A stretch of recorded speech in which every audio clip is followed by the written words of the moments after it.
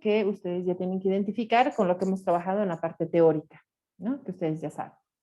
Bien, entonces en el caso de la amilasa, ¿no? Sabemos que es obviamente una enzima que degrada el almidón, ¿no? Porque el nombre ya nos permite identificar el sustrato con el que va a trabajar esta enzima.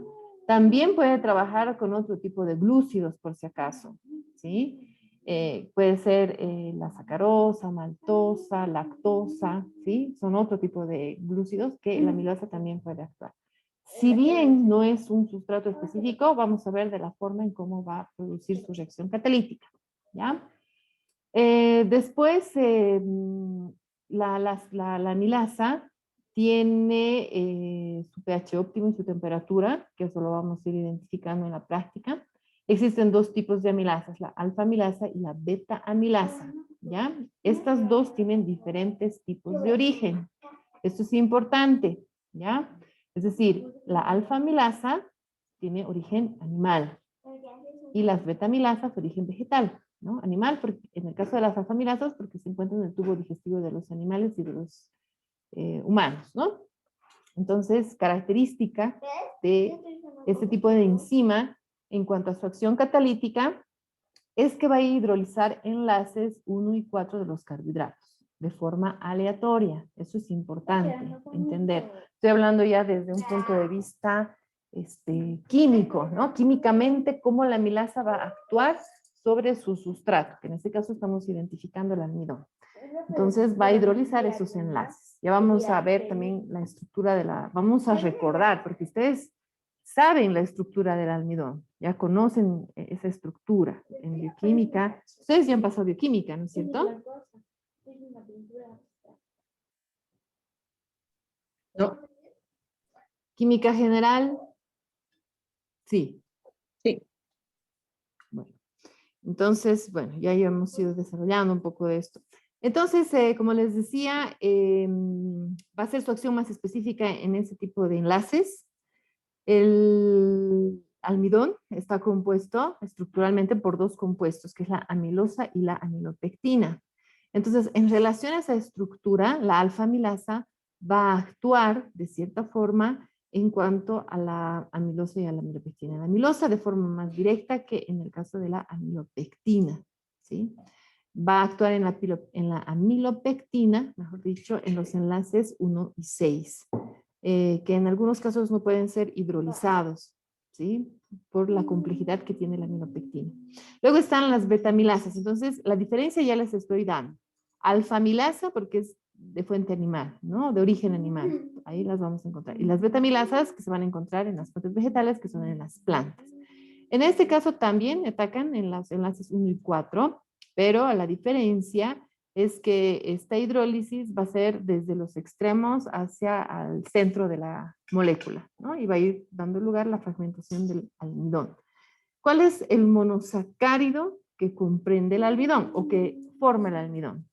A ver, ¿quién me puede responder? Carla, ¿sabes cuál es el monosacárido que conforma el almidón? Dice es la maltosa con la sacarosa, si no me equivoco. Monosacárido. ¿Es la glucosa, ingeniera? Exacto, la glucosa, ¿no? Eso es importante que ustedes ya tienen que identificar, ¿no? Que es un monosacárido, que es un disacárido, que es un oligosacárido, polisacárido. En el caso de las proteínas, que es un aminoácido, una cadena polipeptídica y así, ¿no? Entonces, dependiendo de su estructura, ustedes ya tienen que irlos identificando. En el caso de lo que habíamos hecho anteriormente, por ejemplo, con las proteasas, hemos hablado de la estructura proteica, ¿no es cierto? Porque ahí es donde ha actuado la proteasa. Ahora estamos hablando de la amilasa, que va a actuar sobre carbohidratos. Entonces tenemos que reconocer los carbohidratos como tal para poder entender la forma en cómo, cómo va a producir su hidrólisis sobre esta molécula que es bastante compleja y grande, ¿no? Con respecto a lo que es el almidón. Por lo tanto, está conformada por un monosacárido que es la glucosa.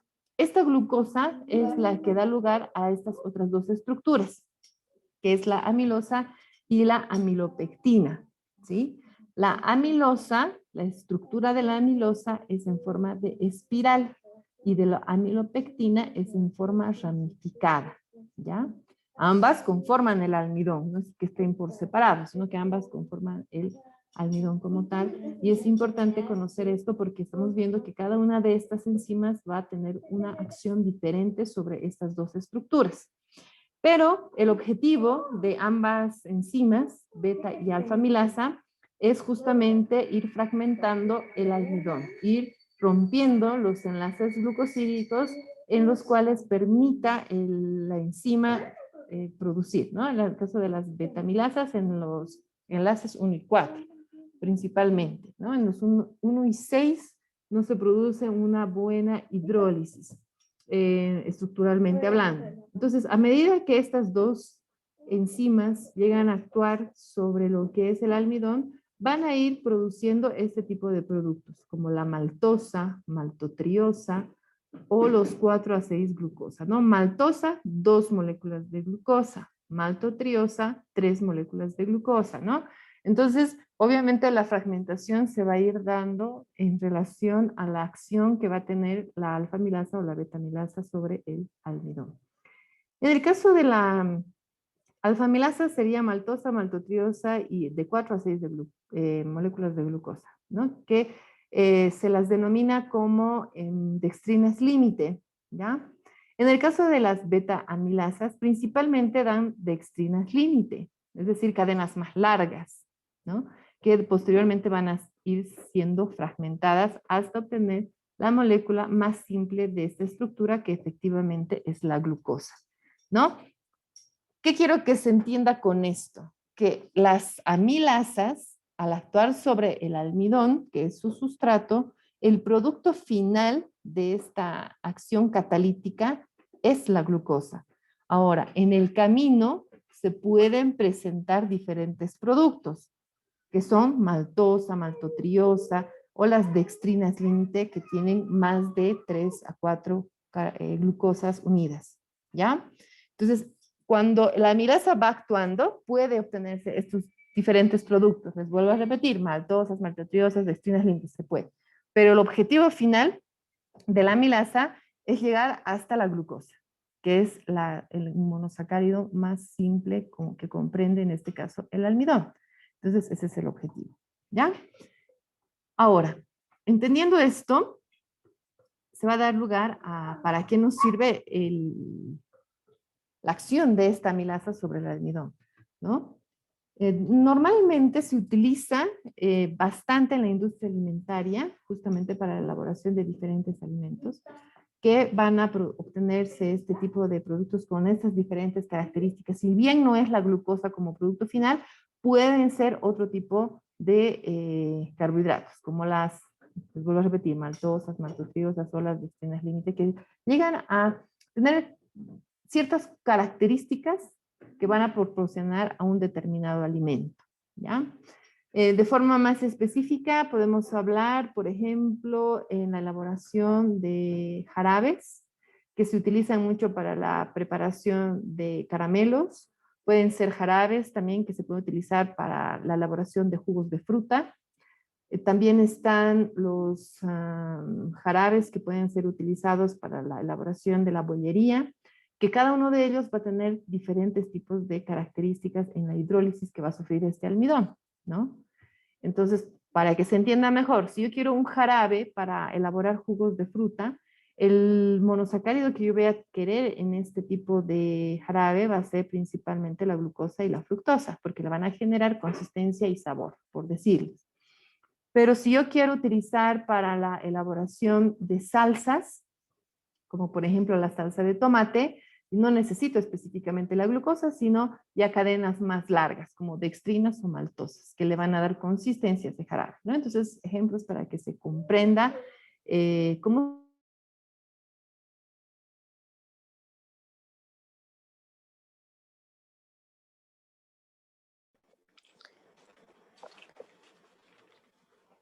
Ingeniera, no se escucha nada. Nada se le escucha, Inge. ¿Desde dónde no me han escuchado? Ahora sí. ahora hace rato. ¿Y desde dónde me escucharon? Desde las cadenas largas que dijo doctora para hacer, no sé qué estaba diciendo. Ya. De la salsa de tomate. Desde ahí ya no se le ha escuchado nada. Ah, ya, sí, es básicamente eso, ¿no? Entonces, que nos ayuda la amilasa a hidrolizar diferentes tipos de, obtener diferentes tipos de azúcares a partir del almidón y poderlos utilizar, como les decía, en la industria alimentaria, ¿no? Entonces, eso básicamente. Ahora, en esta parte estaríamos hablando de algunas características de forma más específica con respecto a lo que es el almidón, que está clasificado como un polisacárido, ¿no? Que se encuentra mayormente en lo que son las plantas. Es el carbohidrato que más se consume y se utiliza justamente para todo lo que hemos nombrado. Hay diferentes tipos de almidones también dependiendo del carbohidrato. Es decir, tenemos ejemplos como el pan, yuca, papa, harina, etcétera, ¿no? Entonces, todos estos comprenden almidón, pero hay una variante entre ellos. ¿A qué me refiero? Si nosotros Se hablamos empieza de aquí, desde aquí, no es de aquí adelante, de aquí. Si pueden, por favor, apagar el micrófono, Carla. A ver, entonces tenemos que hablar de la diferencia de los almidones que tenemos, ¿no? Por ejemplo, tenemos el almidón de la yuca y el almidón de la papa. Ambos, si bien contienen almidón, su estructura es diferente en relación a qué? A la presencia de la amilosa y la amilopectina. Estos dos son los variantes, en este caso, de cada uno de ellos. Por ejemplo, en el caso de lo que es la yuca, existe mayor cantidad de amilopectina que amilosa, ¿ya? Por decir. Y en el caso de la papa, mayor cantidad de amilosa que amilopectina. Y así, ¿no? Cada uno va teniendo una diferencia en cuanto a la presencia de cada uno de estas dos estructuras que representan el almidón, y el tipo de almidón va a estar identificado con esto, ¿no? Si hay mayor cantidad de amilosa, va a tener cierta consistencia, estructura, características. Si tiene mayor cantidad de amilopectina, de la misma manera. Normalmente se buscan almidones que contengan mayor cantidad de amilopectina para generar mejores propiedades en algunos elementos alimenticios. Bueno, aquí está un dibujo de la hidrólisis, lo mismo que he explicado en el anterior, justamente haciendo en forma de cadena, ¿no? Donde el almidón, al actuar con la amilosa, va a obtener moléculas un poco más pequeñas, que son las dextrinas, la maltosa, que son mucho más pequeñas, y la glucosa, que es la molécula simple que les había nombrado, dando lugar al rompimiento de los enlaces. Ahora, aquí tengo el caso del Lugol, que ustedes ya conocen. Vamos a utilizar justamente en la práctica para poder identificar el sustrato específico, en este caso de la amilasa, ¿ya? Entonces sabemos que el almidón es una solución de yodo, ¿no? Que cuando está, que nos permite, mejor dicho, identificar la presencia del almidón, ¿no? Se utiliza mucho en los análisis para identificar de forma cualitativa la presencia del almidón. ¿Cómo se lo puede identificar? Mediante la coloración que presenta, ¿sí? Cuando hay almidón en una muestra, hay una concentración alta de almidón, la coloración que se va a presentar es el color violeta, como están viendo aquí, ¿no? La que se va tiñendo. Cuando no hay presencia del almidón, es un color pardo, ¿sí? Cuando no hay almidón, es pardo. Si hay almidón, es violeta, azul violeta, ¿no? Entonces son de forma cualitativa, por medio de este reactivo, que podemos identificar la presencia del almidón, que es una de las reacciones que vamos a utilizar. En el caso de lo que viene a ser Pelling, les voy a mostrar cuál viene a ser la reacción para que se entienda. Y eso es lo que nosotros tenemos que posteriormente identificar como un resultado, pero justificar ese resultado, ¿no? No solamente, les vuelvo a repetir, colocar positivo o negativo, o se presentó o no se presentó, sino tenemos que decir por qué se presenta esa reacción. Y es obviamente de que tenemos que conocer a profundidad la parte teórica para poder dar una respuesta de lo que estamos observando o del resultado que obviamente estamos obteniendo. Entonces les voy a mostrar una imagen donde justamente refleja un positivo y un negativo de lo que es la reacción de Feli.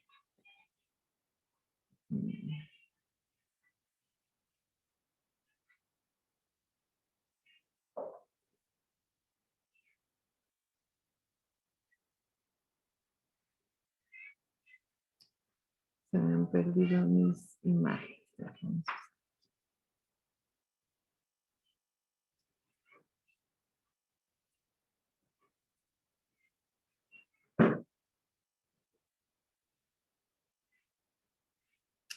Aquí les voy a mostrar en el caso de Feli, ¿ya? Esto es cuando se utiliza el reactivo. Feli comprende dos reactivos, A y B, que se deben utilizar los dos al mismo tiempo. No se los puede unir porque están compuestos de sustancias que se oxidan muy fácilmente. Entonces, si los unimos, se pueden ir oxidando y no van a producir la reacción que estamos buscando, que es la identificación de azúcares simples, ¿ya? Entonces, Feli nos permite identificar azúcares simples, en este caso los monosacáridos, como la glucosa y la fructosa. En el caso del almidón, nos permite identificar, el Lugol nos permite identificar el almidón, que es un polisacárido, ¿no es cierto? En este caso, Feli nos permite identificar un monosacárido, que es una glucosa o una fructosa, ¿sí? Entonces, por ejemplo, en este tubo, en el que está como azul, hay almidón. El almidón es un polisacárido, por lo tanto, en Feli nos sale una reacción negativa, que es este azul que ustedes ven, en el que identifica que no hay presencia de monosacáridos, ¿no es cierto? Sino este es negativo. Pero si hay un almidón hidrolizado, ustedes ya entienden que es un almidón hidrolizado, Feli nos da este color naranja como positivo. Es decir, si hemos hidrolizado, ¿cuál es el monosacárido? Hemos hidrolizado el almidón, ¿cuál es el monosacárido que vamos a tener en el tubo? A ver, Daniel.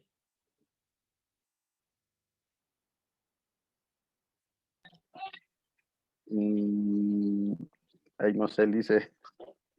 A ver, Daniela. En este tubo, si yo tengo almidón hidrolizado, ¿cuál es el monosacárido que tengo? Daniela. Ingeniera, ¿podría volver a repetirme la pregunta, por favor? No lo logré escuchar bien.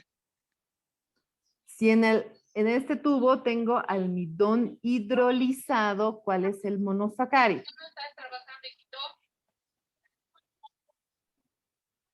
Acabo de explicar la hidrólisis del almidón. Entonces, ¿cuál es el monosacárido que tengo? ¿Glucosa, ingeniera? Sí, glucosa, ¿no es cierto? Glucosa. Entonces, he empezado diciéndoles, Feli identifica monosacáridos, como la glucosa y la fructosa. El positivo de Feli es este color naranja, ¿no es cierto? Entonces, hay presencia de glucosa. Está como almidón hidrolizado porque el almidón ha sufrido una hidrólisis y por lo tanto se ha obtenido como monosacárido principal la glucosa. Y es así que sale, obviamente, el positivo. Negativo es porque hay almidón. El almidón es un polisacárido. Por lo tanto, Feli no identifica el polisacárido y su representación en relación a una coloración es este azul. ¿Se entiende en cuanto a Feli, entonces, su reacción catalítica? ¿O alguien no ha entendido? Ahora sí, Liz, ahora sí se entiende. Ya le entendí.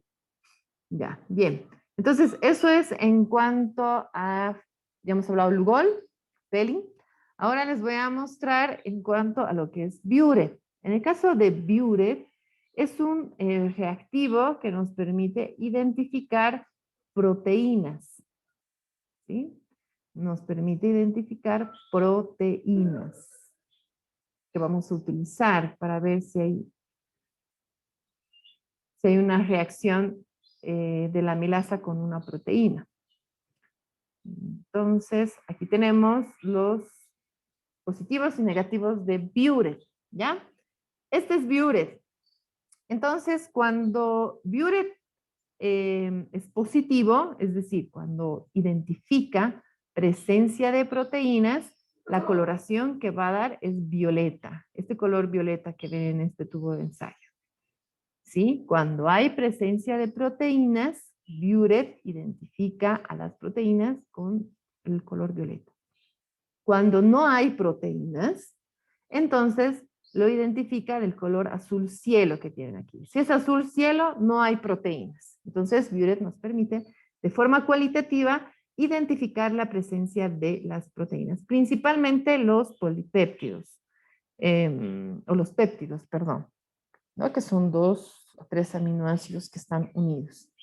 Entonces, es así que Biuret nos permite identificar la presencia de proteínas. Positivo, violeta; negativo, azul cielo.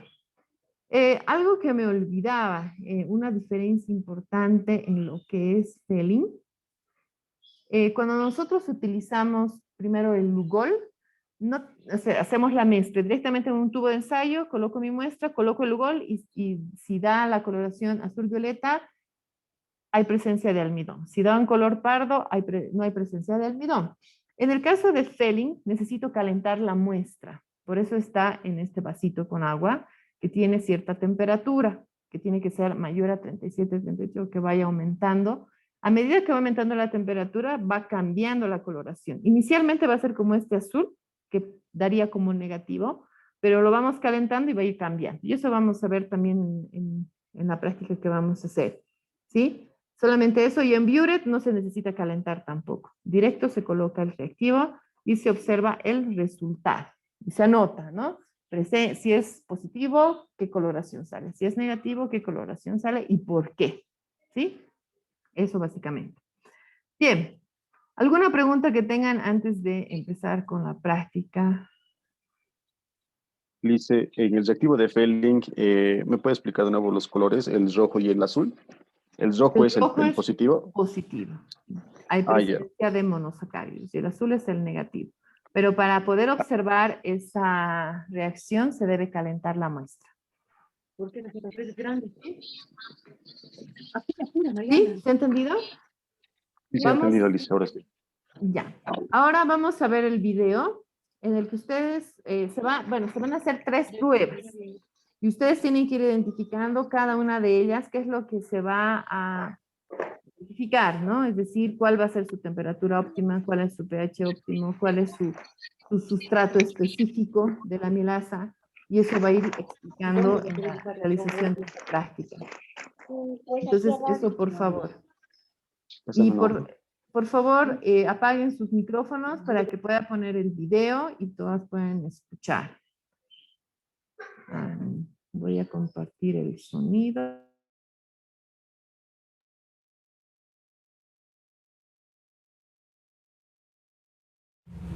Muy buenos días, entonces hoy vamos a trabajar la segunda parte de la práctica de actividad enzimática con la amilasa. Los reactivos que vamos a trabajar con Fehling A, Fehling B, Biuret, Lugol, lactosa, triptosa, almidón al 2%, una solución de cloruro de sodio, buffer pH 4, buffer pH 7 y buffer pH 10. En cuanto a los materiales, vamos a trabajar con algunas pipetas Pasteur, pinza para tubos, beaker grande, beaker pequeño, un subo de ensayo, plancha de calentamiento, que ya tenemos aquí una agua a cierta temperatura, baño de hielo y el termostato pues para tomar las temperaturas que necesitamos para mirar la modificación de la actividad enzimática para la amilasa. Se tomó una muestra de saliva previamente para hacer todo el procedimiento de la práctica. La primera parte vamos a mirar el efecto de la temperatura sobre la amilasa. En la parte de la práctica vamos a tomar 3 tubos de ensayo. En cada uno vamos a aplicar 1 mililitro de la muestra.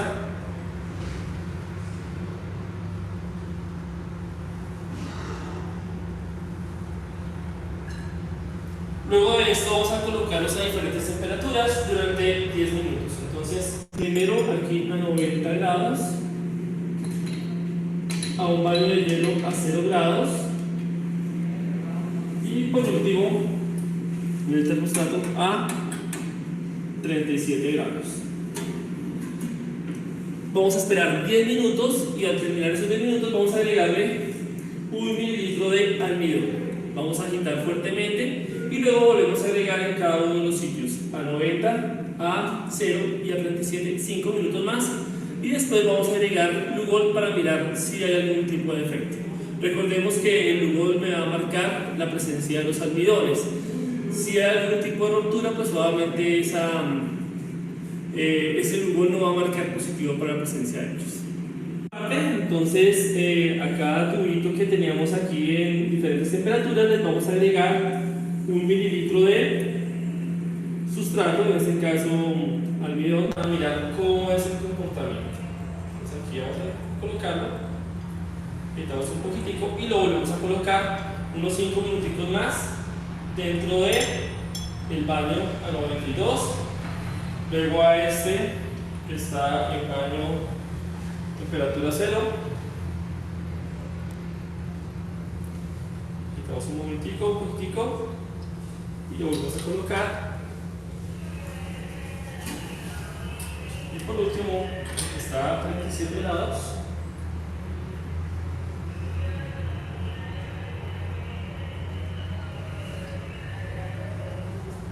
Y lo volvemos a colocar. Agitamos siempre.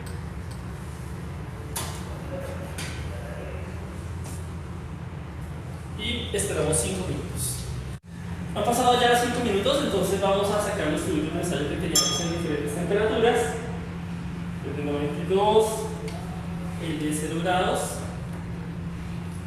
y el de 37. Y a cada uno de ellos le vamos a agregar Lugol para observar los resultados.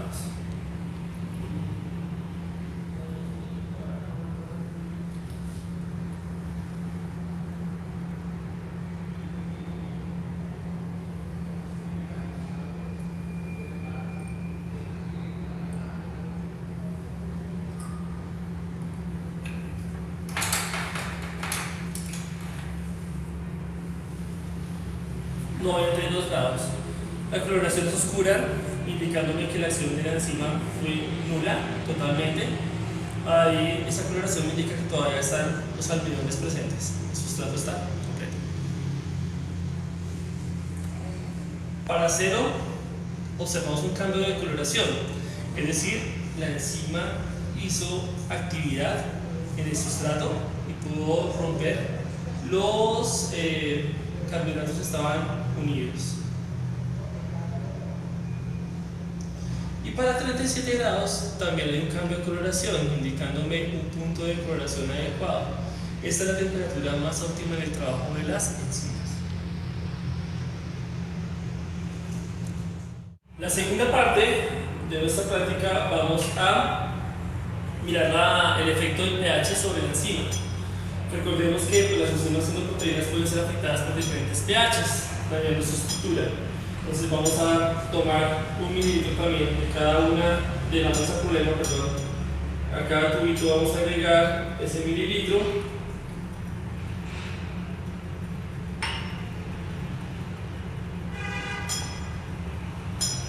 Vamos a agregar luego